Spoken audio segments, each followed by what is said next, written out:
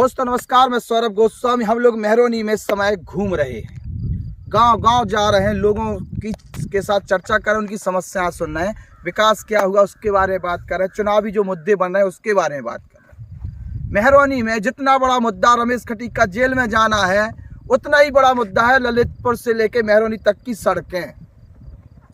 मेहरौनी क्षेत्र में सड़कों की स्थिति इस प्रकार की दिखाई दे रही है और ऐसी सड़कों की गिनती सैकड़ों में हो सकती है।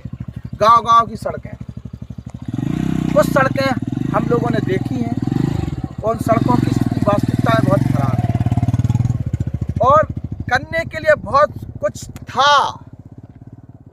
प्रधानमंत्री, मुख्यमंत्री, जिला पंचायत, सांसद, आपके यहाँ पे विधायक, मंत्री, प्रभारी मंत्री, तमाम एक बहुत बड़ी फौज सत्ताधारी पार्टी की थी है, लेकिन स्थिति ये है, सड़कों को लेके अगर काम किया जाता, सड़कों के नवीनीकरण किए जाते, सड़कों के जो गड्ढे मुक्त करने की बात की जा रही है, वो गड्ढा मुक्त स्थिति कहाँ है।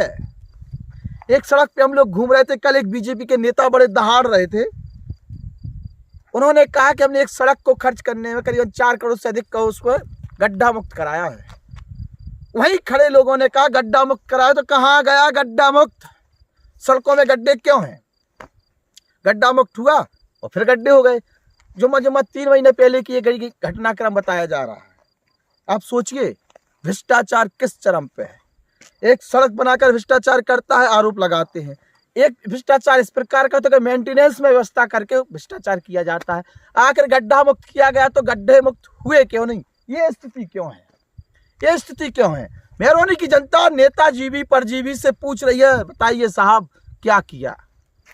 विपक्ष भी हमलावर है, आम जनता भी हमलावर है। चुनावी समीकरणों में रमेश खटीक का नाम सबसे आगे समय भर के सामने आया है कि वो जेल के अंदर है।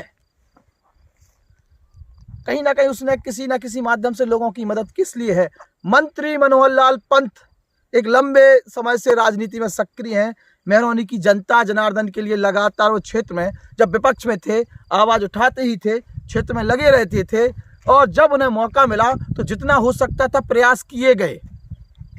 कई पुल बनाए गए हैं, कई पुल चालू हो गए हैं, डैम का भी कुछ चीजें हुई हैं और विपक्ष या सत्ता ये कहती है कि हमारी काम थे, आपने फीता काट दिया। तो जिसकी सत्ता होगी वो फीता काटेगा। आप सत्ता में वापस आ जाए तो आप काटते। तो यहाँ कुछ वो नहीं है, लेकिन काम जो हुए उस पर कहने के लिए कोई गलती नहीं है, काम हुए। अस्पताल में ऑक्सीजन की व्यवस्था, कुछ व्यवस्थाएं सुधरी हैं। महंगाई के मारे जनता परेशान है और जनता कह रही है नेताजी महंगाई बहुत ज्यादा हो गई, आपको स्कूटी देनी थी तो पहले क्यों नहीं दी? आपको लाइट बिल हाफ करने थे तो पहले क्यों नहीं किए?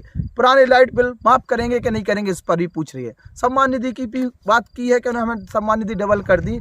पूरन सिंह बुंदेला जो है यहाँ के विधायक, 3 बार के बता जा रहे हैं, मंत्री भी रहे, वो फिर से राजनीति में अवतरित हो चुके हैं विकास करने के लिए। ऐसी प्रकार का विकास मान लिया जाए तो कुछ बड़ी बात नहीं होगी। देखते हैं पूरन सिंह बुंदेला कौन सा नया तीर चलाते हैं।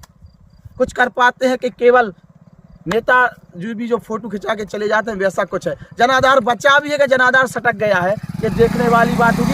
लेकिन जनता कहीं ना कहीं खुद विपक्ष बन के खड़ी हो गई है सत्ताधारी पार्टी की। ये मौजूदा परिस्थितियां हैं। मोदी और योगी के नाम पर कुछ नाराजगी है, लेकिन वो कुछ जो उनके समर्थक हैं वो बीजेपी को वोट कर रहे हैं। जनता भी कई हद तक बीजेपी के साथ में है, लेकिन जो स्थानीय मुद्दे हैं और जो ब्लैक लिस्टेड लोग हैं, उनके कारण कहीं ना कहीं मन फटता हुआ नजर आ रहा है। इस रोड को अगर आप गड्ढा दिख रहे हैं तो गड्ढा कहेंगे ना। अगर नेताजी यहीं पर खड़े होकर कहेंगे नहीं गड्ढा तो भर गए हैं, तो जनता कहती है अच्छा हम बता देते हैं गड्ढा कैसे भरे जाते हैं। तो कुछ इस प्रकार का माहौल है। चुनाव ऑटोमेटिक उठता हुआ नजर आ रहा है। रमेश खटीक बनाम बीजेपी हो रहा है। सपा वाले प्रचार में तो लगे हैं, चर्चा करने वाले गिने चुने मिल रहे हैं। कहीं ना कहीं कार्यकर्ता में जोश बनने की आवश्यकता सपा को है। कांग्रेस जो है, ब्रजलाल खावरी का जो कहेगी कार्यकर्ता या प्रचार प्रसार, वहाँ पर कुछ भी लगे हैं तिकड़म बैठाने के लिए, किसी प्रकार से माहौल बनाने के लिए।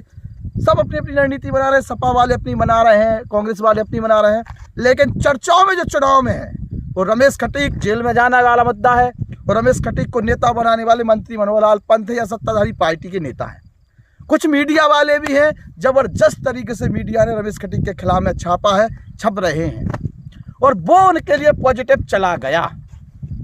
नहीं कहते सैया बदनाम हुए तो क्या हुआ, नाम हुए। तो रमेश खटीक बदनाम होके नाम में कहीं ना कहीं कन्वर्ट हो रहे हैं और जनता के बीच में रमेश खटीक चर्चाओं में हैं। मन्नू कोरी चर्चाओं में, रमेश खटीक चर्चाओं में, चूँकि दोनों के नाम बड़े हैं, दोनों की राजनीतिक कैरियर भी कुल मिला के एक सही है।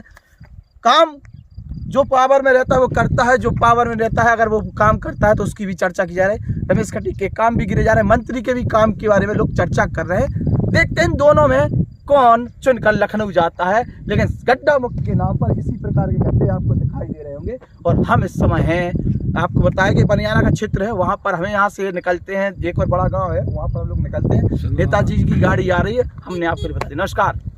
हमारे YouTube channel the Bundelkhand post को सब्सक्राइब करें।